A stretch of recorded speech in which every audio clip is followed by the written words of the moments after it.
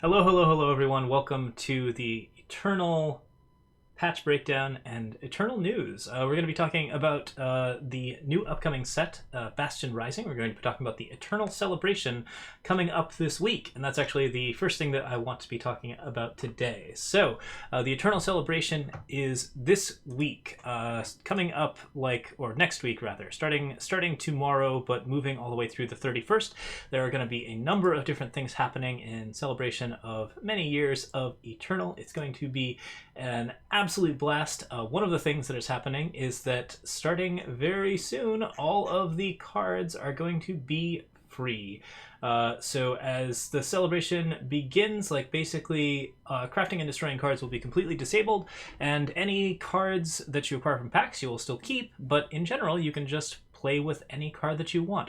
Everyone's collections will contain every card, and you can just play with whatever it is that you like. That's starting on Friday. As soon as this video comes out, we are going to be having some pretty interesting shenanigans available, and we're going to be doing a lot of streaming to that accord.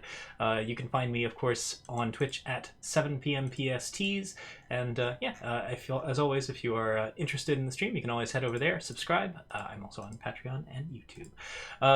So we have this celebration thing happening. There are a bunch of different events that are going to be happening, starting with the Brewers Brawl this week. If you haven't tuned in on the Reddit or the Discord, you can submit decks to be played on stream over the course of the week by various Eternal devs like LSV and assumably many of the other talented Direwolf digital players. I believe there's going to be a different dev every day next week doing some kind of stream.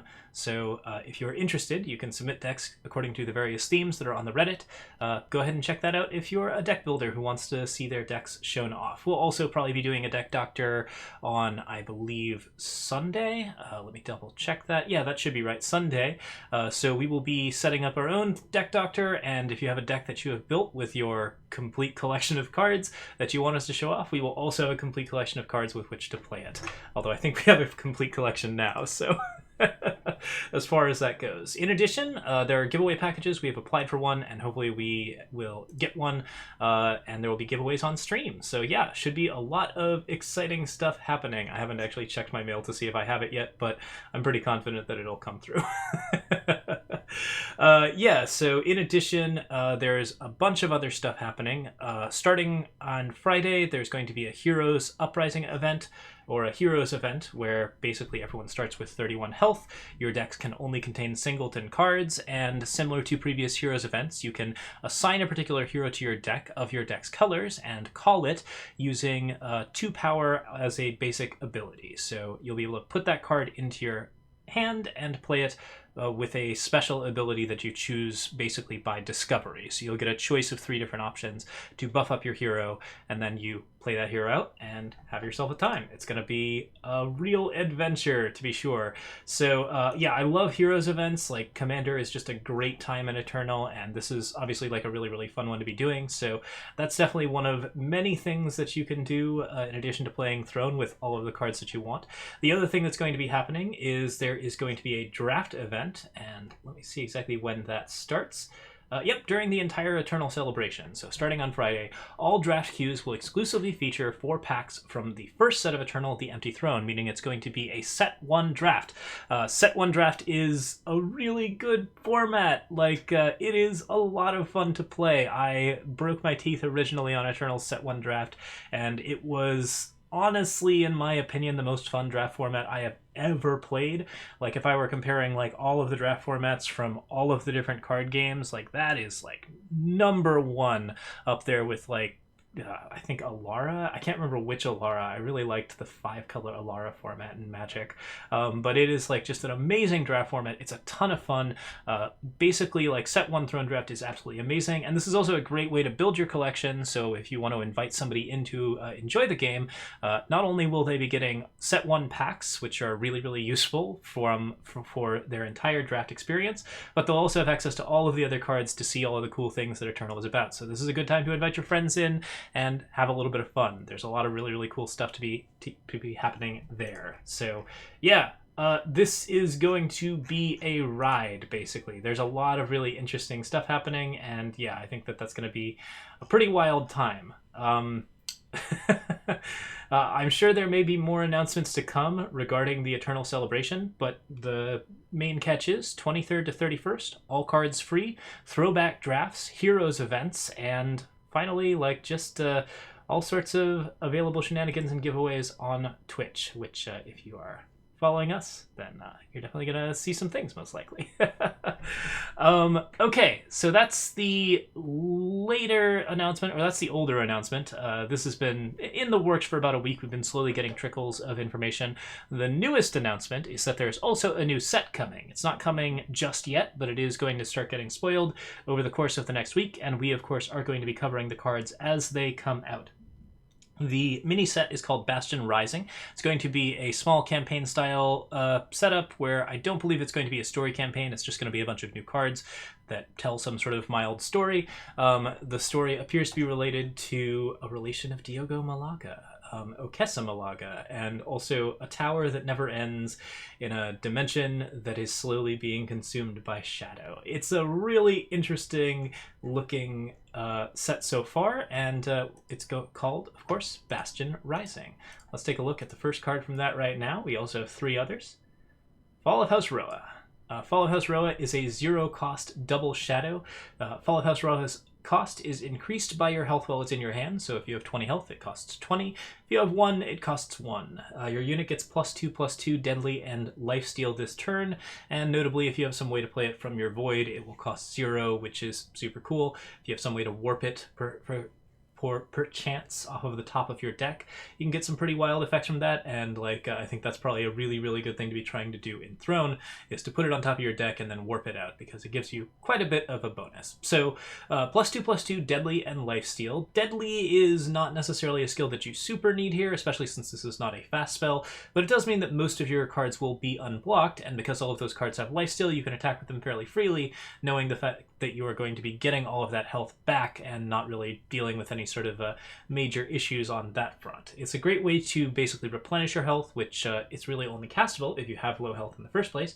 So it tends to be a relatively cheap option to get your health back into a stable position. On the other hand, it's also a fairly expensive card. It's often going to be like 6 or 7 in situations where it's actually useful.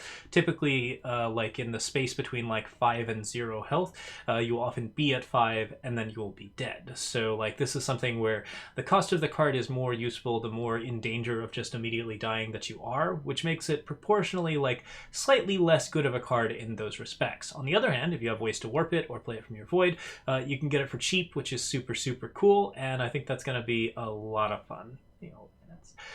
Yeah, so like I think it's going to be kind of an adventure to play around with. It's definitely a pretty interesting looking card, and we have a couple more of them that we're going to be showing off as well. So let's see if we can get those showing up here.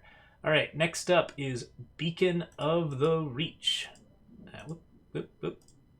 Gotta hide that one so we can get that one out. Beacon of the Reach is a 3-cost, 5-color card that says summon, create, and draw a random card. And when you play the latest card created by Beacon of the Reach, create and draw a new random card. So it's kind of like a little mini Knucklebones. It costs 5, and it basically just allows you to constantly play new cards, and if they are bad cards, you can always re-roll that dice. This is a really fun design, obviously. It's a fairly hard card to put into play. Like, you probably have to reap it on 3 if you really want to get it going. You also have to pay the cost, of course, of the cards that are created by Beacon of the Reach to get to the next random card, so it's not necessarily going to provide you with infinite card advantage, but similar to something like Invoke the Waystones, this is like a kind of design that actually like really sort of floats our boat. Like this is a very fun bit of chaos design that doesn't really necessarily provide you with an extremely powerful card, but does give you a way to win a game in a really satisfying and fun way. It's also a great way to just find new cards and play with new like combos. This is the kind of card that you play with when you want to play a deck where you don't have to think that hard, or rather you don't have to think that hard about the deck building part, but you want to like experiment with new cards, try things that you haven't tried before, learn a lot about the game. This is the kind of thing that can like really support that, and because it provides you with near endless card advantage, provided you're also generating a decent amount of power to play all of your Beacon of the Reach cards, you can really really get some pretty amazing results out of it. I think it's a lot of fun to be playing around with. It's definitely a really, really solid design. It's up there with like Crown of Possibilities and like those really, really fun like Knucklebones style cards that are just delightful to play with. I think it's a really, really good Knucklebones design that happens to give us like a very interesting bit of access. And of course, there is a pretty significant requirement to fulfill it, which I think is very important for the design of random cards. If you're not paying a price for this randomness, then it tends to get very...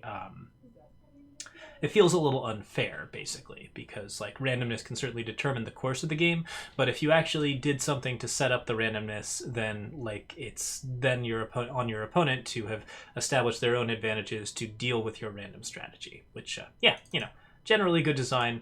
Obviously not an insanely powerful card, but it's going to be quite a fun one. Okay, that one is the one that we just reviewed, which is why it's enormous. The next up is Erica Inferno Ring, which I somehow just placed with the Fall of House Roa again. Let's try that one more time. Erica Inferno Ring. Flying, quick draw. When Erica attacks, double the strength of all of your other attacking units. Okay, a couple notable things about this. This is a red Valkyrie, which there aren't actually that many red Valkyries. The only like really major one is Akaria, obviously, who is green and red together. But yeah, I think this is like maybe our first red Valkyrie in that respect. I'd have to think about it, but as far as I know, they're mostly only in green and purple. So if you want to go back into Rakano Valkyries in like a Throne or Expedition format, this is something that actually like adds a little bit of that advantage to it. It's got flying and quick draw, meaning it's very, very evasive, and it's not going to die to other Valkyries. It will still get silenced by Valkyrie Enforcer, but it's actually like a pretty nuts option in the air that would clearly be great in a draft environment. Like in a draft environment, this card would just be disgusting. And nonetheless, like gives you a lot of useful stuff going on. It does not have any onboard impact. You have to give it charge or something along those lines to really make the card do amazing stuff. Politeness, thank you for your 40th month of subs. Has been a very, very long time, but so glad to have you here. Yeah, so Erica is definitely pretty exciting in the respects of like being well statted, being a good flyer, and also having an ability that tends to be pretty disgusting if Erica sticks around long enough to attack. Obviously not having immediate onboard impact makes her less of a valuable option in Throne, where similar cards include like Rezon Greatbow Master, but like I think that that's still something that you might want to be playing around with, particularly if you can find ways to give it charge and fire, of which there are a few, like Centaur Raid Leader, possibly like maybe some Talir shenanigans if you want to run with like Praxis stuff. Yeah, you could do like Praxis Arcanum into this. There's a couple of ways to give the card charge, and if you can do that, then the card has immediate impact, and it's also just a very strong option for Valkyries. It will have Valkyrie synergies as well, which is always nice. But yeah, first mono fire Valk, and not a bad one at all. I think that's going to be very interesting to play around with, and seems like a neat design.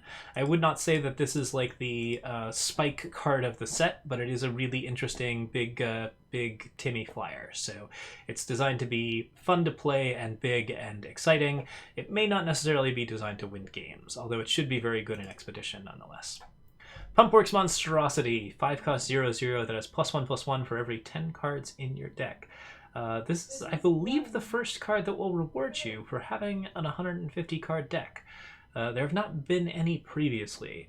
Having an 150 card deck is still not a good idea, but this will help you out if you have some ways to, say, overinflate the size of your deck, which could be really, really fun. Anyways, the card is colorless, which means that it is available as a colorless option. It's frequently something around like a 5/5. I believe that your standard deck will start with 68 cards, because you'll of course have drawn the other 7. So, I mean, this can be a 6/6 on turn 5, which is pretty solid, and if you're dealing with like a lot of card draw, then it becomes a 5/5 pretty quickly, but it's usually a 6/6 or a 5/5 for 5, which is reasonably good advantage. Delos Awakening is indeed like a really good option to inflate the amount of cards in your deck. You can also use like weird Invoke the Waystone shenanigans to like create multiple cards and then shuffle them back in with Lumen Reclaimer. There are a lot of cards that shuffle additional cards into your deck, like Wasteland Broker. Wasteland Broker will actually pump up Pumpworks Monstrosity, typically by +1/+1 on certain turns, which is a pretty neat way to get the card to be a little bit bigger. Generally, though, this is a blank vanilla 6/6 for 5, which is a slot that actually colorless counter needs. So if you want to build a colorless deck, this is something that can potentially do a little bit more work with that. And if you want to build a deck that just makes a really, really huge nonsense Pumpworks Monstrosity while also turning your deck into like a giant pile of cards, that is also an option. I think that this card is like D in power. I do not think that it is a strong option in anything, but it's a neat colorless choice that definitely has some like fun Johnny, can you try and win with this card type association. So that's going to be a little bit more exciting. All right, the final thing that is available, there is a new World Pyre that's going to be shown off in the new event. You can get a fancy World Pyre as, I believe, part of competing in the tournament. The tournament is for the last chance qualifiers, so it's going to be, I believe, the next, the 4 top finishers in that get 4 invitations to Worlds. So if you are interested in competing in the big tournament, that is something that you can definitely do, and you'll get this free World Pyre as a result of it. So lots of good reasons to buy some gems and spend them on different stuff, of course, but yeah, nonetheless, like, it's actually like a really sweet card and a really sweet tournament as well. And I think there's going to be a lot of good stuff to do for both free-to-play players and for people who have been like longtime Eternal fans who would like to put a little bit back into the game. I think there's plenty of stuff happening there. There are also some... Ooh, this is not... That does not look the way it's supposed to. I don't know why that doesn't look the way it's supposed to. It's very weird. But there's also like some new card backs. There's the Halloween card back. It does not have those sparkly things on it. I don't know what's happening there. And there is also the Bastion Rising card back, which is going to be available with the pre-order. So like those are things that are available if you're interested in the upcoming Bastion set. The Bastion set also comes with a profile picture for the other Malaga, which I do not have on me, but that's okay. Yeah, so we'll post all of the news links down below in the YouTube video, but essentially, like, it is looking like a pretty cool new set coming out, and I expect there will be some really, really fun stuff going on there. The main thing, though, is don't miss the Eternal Celebration. We will be streaming all of next weekend, and also, I believe, every weekday on except for Wednesday, during the celebration. So we're really looking forward to playing with a bunch of different stuff. I am very, very excited to be doing that kind of stuff, and yeah, hopefully we'll get to do some pretty wild things. As always, I've been Pojo. You can find me on YouTube, Twitter, Twitch, and Patreon. Thank you so much for watching, and I hope you enjoy the Eternal Celebration starting tomorrow, or in the case of when this video comes out, probably today, the 23rd. See you next time. Cheers.